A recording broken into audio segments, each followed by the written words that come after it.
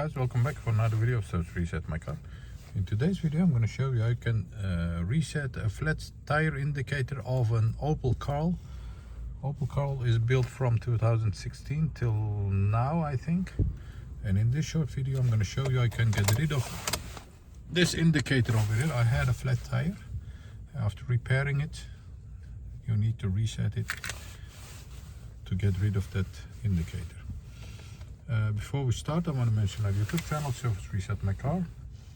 Have a look at our channel for more than 500 other videos on how to reset different model cars. Some tips and tricks about cars. Use the comment area if you have any questions and I'll get back to you as soon as possible. Okay, first of all, turn the ignition on, then turn this thumbstick over here to the right to find the tire learn over here. Tire learn. After pumping your tires, find this indicator over here, then press the set button over here till you hear two beeps like this.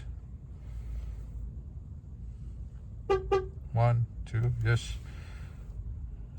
And after that the indicator over here must disappear. In my case it disappeared, and I hope it disappears for you also. That was it for this video. I hope it helped you get rid of the indicator.